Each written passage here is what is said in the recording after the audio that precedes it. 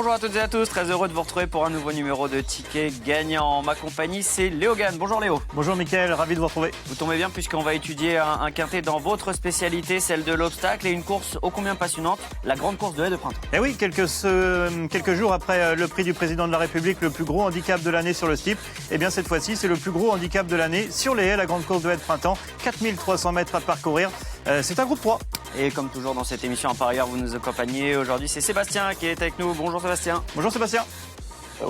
Bonjour Mickaël, bonjour Léo. En effet, un quintet assez ouvert et assez compliqué. 19 partants, c'est pas évident. Il va falloir que tout se passe bien lors des sauts et lors des réceptions et qu'il n'y ait pas forcément trop de bousculade durant le parcours. Et c'est un quintet passionnant qu'on va découvrir tous ensemble. Ouais, formule toujours un petit peu atypique, effectivement, avec 19 partants, vous l'avez dit, 4300 mètres, et surtout un handicap sous la formule groupe également. Plutôt un groupe sous la formule handicap, c'est mieux dans ce sens-là.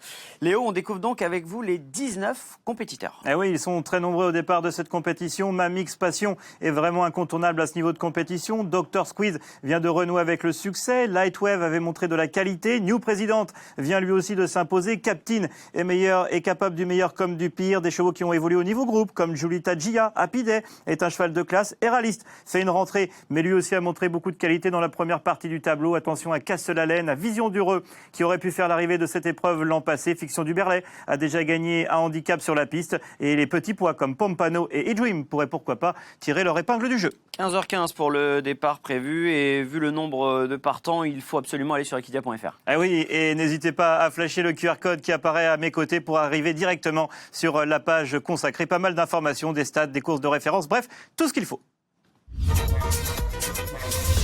On attaque, mon cher Léo, avec le numéro 1, Mamix Passion. On ne va pas tout de suite rentrer en clash tous les deux. On va plutôt être d'accord avec ce cheval entraîné par Yannick Foin. Oui, on ne peut que tomber d'accord parce que c'est vraiment un modèle de régularité. C'est un cheval qui avait participé à 9 quintets, 1 victoire et 8 places. Il s'entend à merveille, vous le voyez, avec Gabin Munier qui sera de nouveau son partenaire. Le cheval arrive avec un petit peu de fraîcheur. Il a une bonne course de rentrée dans les jambes.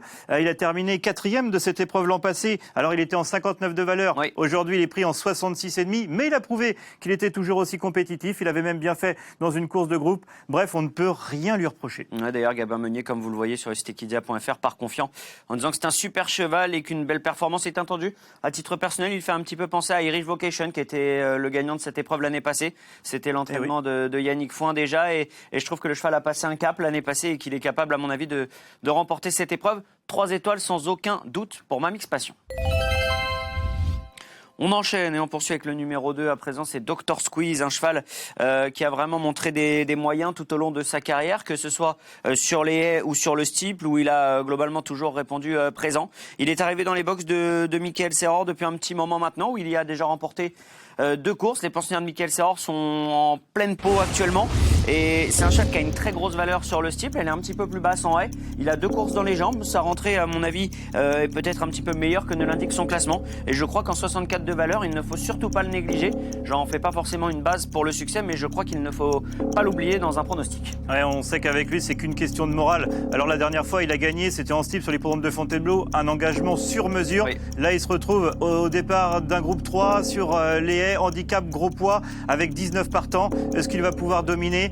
Voilà, c'est vraiment une question de comportement. C'est très dur quand même. Hein. Oui, parce qu'il a déjà bien fait dans des super courses tout au long de sa carrière. Mais maintenant, voilà, est-ce qu'il a toujours la même envie, même s'il vient de renouer avec le succès ? Ça paraît compliqué pour lui. Je pense que sur sa forme, ça peut coller. Sébastien, plutôt Team Léo, qui en fait plutôt un outsider, ou moi qui le glisse un petit peu en bout de combinaison. Ouais, pour moi, ce sera du côté de Léo, ce sera plus un outsider. C'est vrai que je vois à 10 ans, c'est son 2e quintet seulement depuis ses débuts. Je pense qu'il est meilleur aussi en steeple. On l'a pas revu sur le podium en haie depuis un bout de temps sur les programmes d'Auteuil. Donc pour moi, je pense qu'il y a mieux et je le mets de côté. Très bien. Combien d'étoiles ? Je vais mettre une étoile. Une seule étoile pour ce numéro de Dr. On passe au numéro 3. Le numéro 3, c'est Lightwave. Lui aussi avait montré de la qualité en début de carrière, et notamment à l'âge de 3 ans. C'est un lauréat de l'Easted de prix des Platanes. Une longue interruption de carrière, vous le voyez sur ces images. C'est un cheval qui court très peu. Alors il apprécie 100% de réussite la discipline des haies. Il a couru par 3 fois cette année. Il a devancé Kremlin à Angers, qui est parti favori d'un quintet à Compiègne. Sans faire l'arrivée. Il a devancé Char d'Assaut la 2e fois, qui est un super cheval pour Jean-Marc Baudrel. Et la dernière fois, il est battu, excusez du peu, par Pistache Doré, Metasequoia et King Conti. Donc il avait le droit d'être 4e. C'est vraiment un bon cheval. Alors il va devoir porter du poids, gérer ses efforts sur 4003. Oui. Cheval un petit peu tendu. Et surtout, il a fait ses preuves dans les courses à condition, là où on le laisse un petit peu faire devant, tout ça. Il faisait un petit peu sa sauce à chaque fois. Là, aujourd'hui, pour cette course-là, j'ai peur qu'il soit toujours un petit peu dans la bagarre, dans les coups. C'est un cheval un peu brillant. Et personnellement, je l'ai pas retenu en haut rang. Alors on a mis une grosse étoile. Voilà, une étoile plus, on pourrait dire. Allez, on poursuit avec le numéro 4, New President. Lui va avoir un peu plus qu'une étoile. Et d'ailleurs, on va le revoir dans ses œuvres. Le pensionnaire de Fabrice Fouché, qui, sur l'hippodrome d'Auteuil, le 30 mars dernier, a de nouveau remporté une épreuve. Il l'avait fait lors de son antépénultième tentative. C'était mérité parce que c'est vrai qu'il a vraiment enchaîné les très bons résultats depuis plusieurs semaines maintenant. C'est la date depuis Pau. Oui, exactement. Il a vraiment réalisé une super saison, ce cheval. Est-ce qu'il arrive justement au bout de cette saison? C'est la réponse qu'on aura malheureusement après la course.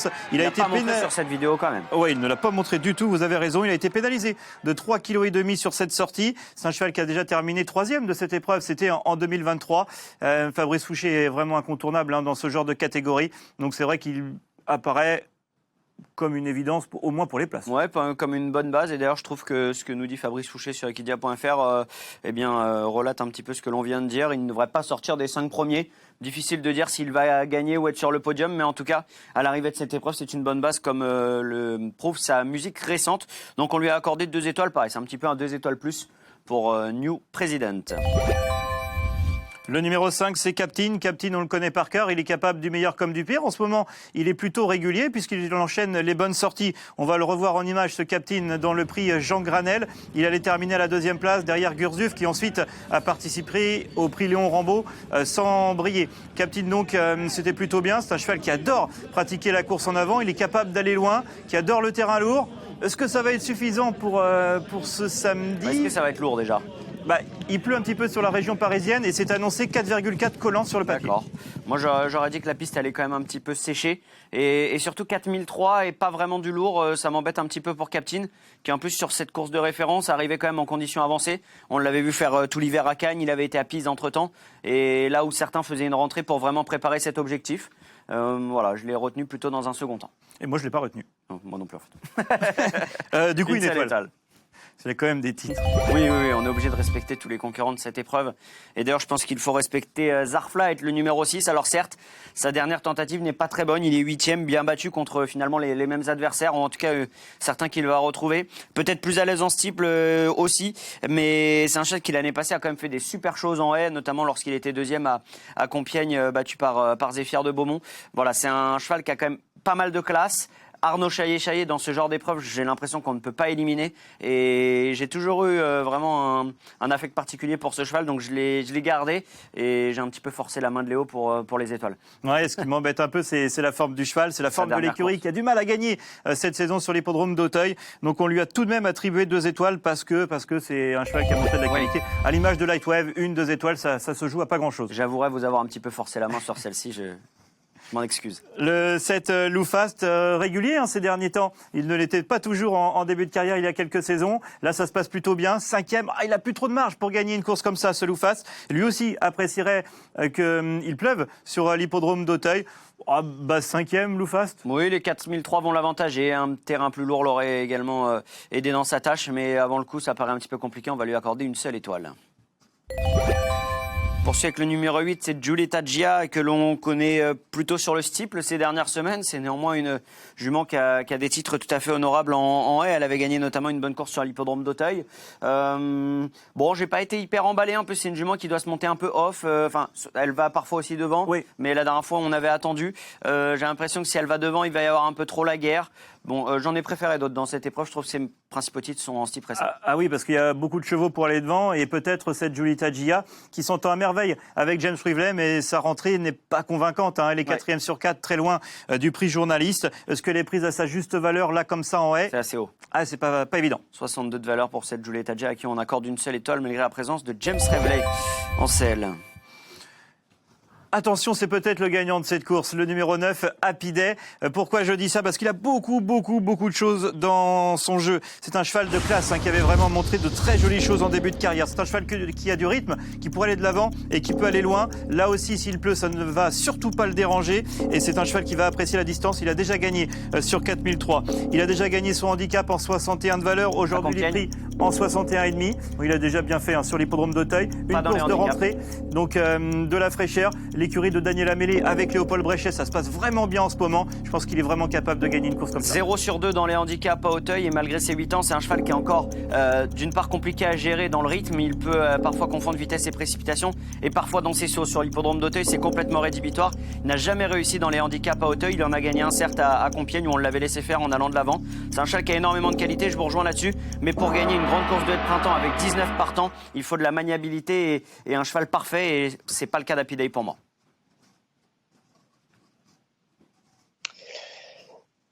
Je vois pas gagner du tout. Alors, je vais revenir sur un sujet, c'est qu'il a fait quand même deux handicaps. C'était en 2022, on va dire 65. Oui. Aujourd'hui, on est en 61. Donc, depuis ce temps-là, il y a pas mal de choses qui se sont déroulées. Je vois plus pour une place. Pour moi, c'est la cote de ce quintet. Donc, je vais aller du côté de Maxime. Et je vais mettre 2 étoiles. Côté de Léo pour la régie, je pense. Non, c'est moi qui le fallait caser, mais c'est pas bien grave. Moi, ça me rassure un peu pour pas que vous gagniez officiellement 2-0. 2 étoiles pour Happy Day, je comprends, vous retenez sur sa classe. On vous garde un petit instant, Sébastien. On a fait les 9 premiers concurrents de cette épreuve. On est notamment très confiants avec Mamix Passion, tous les deux, avec Léo. Vous nous rejoignez? Pour moi, il est intouchable. C'est un cheval qui, depuis 2022, n'est pas sorti des 5 premiers. Sur les haies, il va dans tous les terrains, il va sur toutes les distances. Malgré qu'il y ait un peu de poids, je pense qu'il va le supporter. C'est sûr que pour moi, c'est une bonne base de cette épreuve. Le New Président est un peu dans la même situation, même s'il est monté de valeur, il a encore la capacité de très bien faire. Et puis je reprends aussi le numéro 8, c'est Julieta Gla. Pour moi, sa 4e course en slip a été préparée pour le grand handicap de printemps. On va le revoir différemment sur les haies. Je pense que là aussi, ça peut être une belle surprise parce qu'on est très confiant dans le clan des entraîneurs. Très bien, merci Sébastien. Et quant à nous, on poursuit avec le numéro 10, Héraliste, Léo. Oui, Héraliste fait une course de rentrée. On ne l'a plus revu depuis sa victoire dans le prix Montgomery en steep dans un gros handicap. Là, Héraliste est pris en 61 de valeur en haie. Il avait gagné en 59,5 en steep. Il a déjà bien fait sur sa fraîcheur, il a déjà bien fait en haie. Mais maintenant, voilà, je le laisse de côté. Il a gagné son objectif de l'automne sur le steeple. Maintenant, on demande à le revoir pour sa course de rentrée. On va lui accorder une seule étoile. Le 11 imbattable du Seuil avait tout de même gagné le prix William Head sur le steeple d'Auteuil l'an passé. Est-ce que c'est encore le même cheval? C'est la question que je me pose. C'est vrai que ces 2 courses de l'année sont mi-figue, mi-raisin. On peut utiliser cette expression, je pense. C'est un cheval que j'adore. J'aurais préféré le voir dans un terrain très lourd. Les 4003, aucun problème. J'aurais préféré le voir dans un terrain très lourd et peut-être avec une forme un peu plus ascendante. Donc on va lui accorder une seule étoile, même si tous les représentants et les pensionnaires de Michael Serror courent bien en ce moment.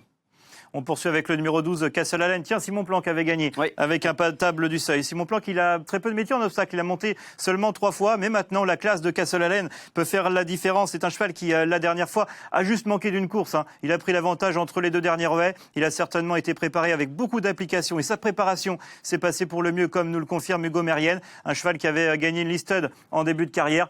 Il est incontournable. Il a gagné un quintet en haie à Auteuil. Il est pris bien plus haut sur l'échelle des valeurs en steeple, mais c'est un cheval qui a une vraie qualité. Il l'a déjà prouvé sur l'hippodrome d'Auteuil. Simon Planck est un vrai bon cavalier qui, dès sa première monte à Auteuil, avait gagné avec un imbattable du Seul, vous l'avez dit. Donc j'y crois beaucoup, moi, à ce numéro 12, Castle Allen. On lui a accordé 3 étoiles. Oui, on s'est chauffé avec Castle Allen. À juste titre. Le numéro 13, Vision d'Heureux. Il aurait fait l'arrivée de cette compétition l'an passé s'il n'était pas tombé sur la dernière haie. Il se retrouve vraiment bien placé cette année. Il est en 58 de valeur. L'année dernière, il aurait fait l'arrivée en 63. Félix de Gilles fait l'effort pour le monter à un petit poids. Il a pris des chemins de traverse, la province, pour arriver au top de sa condition et avec un moral gonflé à bloc. Les petites Australiennes aussi, on lui remet, qu'il n'a pas tout le temps. Donc là, on ne peut pas faire sans. On lui a accordé 2 étoiles, effectivement, à ce Vision d'Heureux qui a sillonné la province ces derniers temps, enfin en tout cas la France. Fiction du Berlel numéro 14, c'est une super jument âgée de 6 ans qui est entraînée par Augustin Adeline de Bois-Brunet, dont les représentants, les pensionnaires sont tous en belle forme. Et d'ailleurs, elle aussi, elle a couru à 2 reprises cette saison pour arriver, à mon avis, parfaitement bien pour cet objectif. On peut l'imaginer, hein, c'est un objectif pour beaucoup d'entre eux. Voilà, moi je trouve qu'elle a déjà fait ses preuves à Auteuil. Pas encore sur les 4003 en OM, mais elle a déjà fait du steep sur plus long, donc ça n'a pas l'air de lui poser de problème. Je lui vois une belle chance. Oui, en 59,5 de valeur, elle est parfaitement placée. Elle avait gagné sur la piste à cette valeur-là. Elle vient de super bien courir. Vous l'avez dit, l'entraînement est en forme. Donc on ne peut pas faire sans Fiction du Berlay. 2 étoiles. Apaniwa avait gagné son handicap à une valeur similaire l'an passé. Elle avait ensuite répété malgré le poids. Elle adore le terrain lourd Apaniwa. Est-ce qu'elle va être servie et un petit peu comme d'autres concurrents, on n'a pas revu son meilleur visage cette année. C'est ça, elle a couru quand même 3 fois. Voilà, on aurait pu attendre du mieux de sa part. À titre personnel, j'ai encore besoin de la voir remontrer le bout de son nez avant de pourquoi pas de lui accorder ma confiance, d'autant plus qu'elle n'aura pas le terrain lourd qu'elle apprécie énormément. Une seule étoile pour cette autre élève de Yannick Foin. Jaguar des Obos, le numéro 16, est le moins expérimenté de cette épreuve. Il a 7 ans, mais il a couru qu'à 7 reprises. Ça ferait presque une fois par an si on l'avait commencé dès sa naissance. En tout cas, c'est un cheval tout neuf. Dans ce genre de course, ça va être un vrai combat. 4300 mètres, Auteuil, 19 partants, des vieux cuirs, des chevaux très endurcis. J'ai besoin de le voir faire d'abord. Oui, même s'il avait montré de la qualité en début de carrière, il a peut-être pas assez de métier, il est peut-être pas assez endurci pour bien faire dans une course comme ça. Votre langue à fourcher, Jaguar du Berlay, hein. Ce n'est pas Jaguar des Obos, je crois que vous en êtes même pas rendu compte. Ah non. Mais c'est bien Jaguar du Berlay pour Yannick Foin. Non, c'était Yannick Foin en début de carrière. Et c'est pour Erwan Graal. Il vient de faire une bonne rentrée sur l'hippodrome de Nancy, mais ça paraît compliqué. Ouais, ça paraît compliqué. Il n'a jamais gagné et il connaît que très peu Auteuil, donc une seule étoile pour ce numéro 16. Le 17 à présent, c'est Jumper Bay. Ouais, c'est. Moi, j'ai décidé de l'écarter. Je vais mettre les pieds dans le plat d'entrée de jeu. C'est vrai qu'il est compétitif à cette valeur-là. Il vient de plutôt bien courir. Mais maintenant, c'est un cheval un petit peu fantasque. Vous vous souvenez de sa course lorsqu'il avait fortement dérobé sur sa gauche. Il ne l'a pas refait depuis. Là, il se retrouve avec un petit poids sur cette longue distance. Un jockey qui ne le connaît pas. Et est-ce que le terrain sera assez lourd? Eh bien, c'est un petit peu la question que je me pose. Il fallait faire des choix. Et j'ai décidé d'être offensif et d'écarter Jumper Bay. Il s'adapte quand même un petit peu à tous les terrains. Moi, c'est l'un de mes chouchous, ce Jumper Bay. Il fait très bien Auteuil. Régis Midlin dit de lui qu'à chaque fois que la distance serait mieux pour lui. Il est sur 4300 mètres, 62 kilos quand même, hein, sur cette longue distance. Il va y avoir beaucoup de rythme, ça va être une vraie guerre. Jumper Bay, il va pouvoir dormir, être bien détendu à l'arrière-garde et je suis sûr qu'il va faire un très bon dernier kilomètre. Ces 2 dernières 3e places sont excellentes, c'était les mêmes à chaque fois. Je vois pas pourquoi il ne courrait pas bien dans cette épreuve avec un tout petit poids.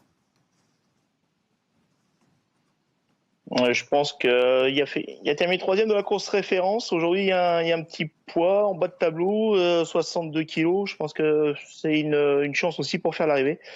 Donc j'allais du côté Maxime. Mickaël. Mickaël, pardon. Salut Maxime, évidemment, il est jamais bien loin.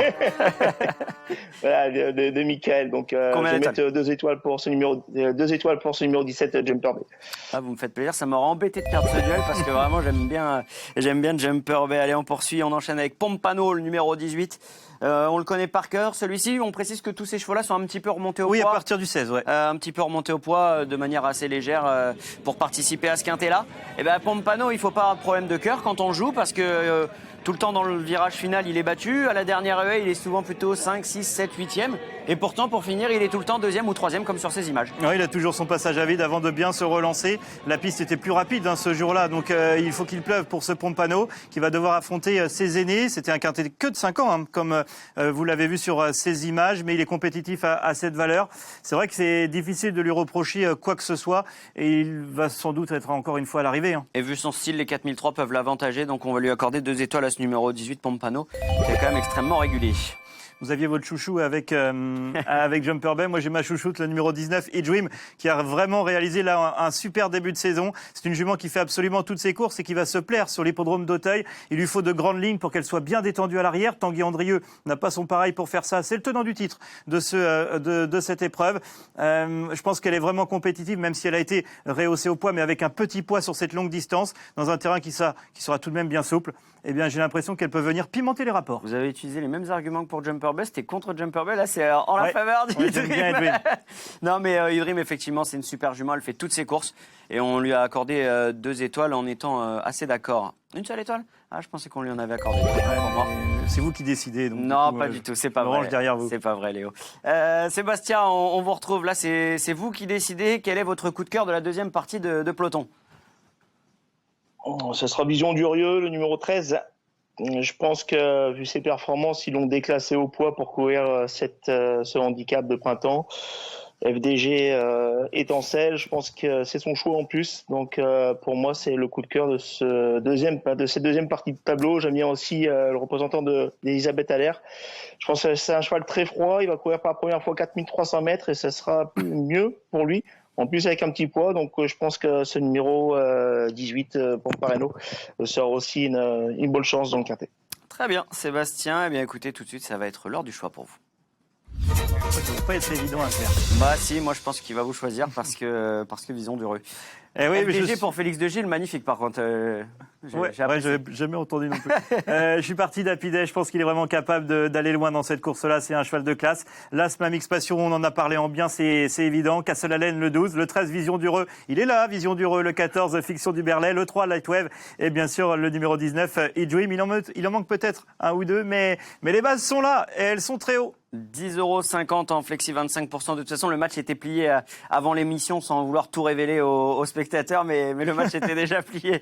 Plus sérieusement, j'avais 8 chevaux, alors j'ai dû prendre des bases, mais qui me paraissent quand même assez fiables. Mamix Passion, c'est le cheval de la course pour moi, même en haut de tableau avec du poids. Il va pas taper loin. Castle-Allen, très bien préparé pour cette épreuve. C'est un cheval qui a montré beaucoup de qualité, notamment sur l'hippodrome d'Auteuil. Et puis Jumper Bay, il est irréprochable ces dernières semaines. Je vois pas pourquoi il ne serait pas encore à l'arrivée. J'ai laissé 2X ensuite. Il y a du Dr Squeeze, du New President, du Fiction du Berlay, du Pompano. Un petit outsider également avec Zarflight. Voilà, j'ai préféré peut-être aller sur Zarflight qu'un Vision du Reux qui va être beaucoup plus joué. 10 € en flexi 25%, mon cher Sébastien.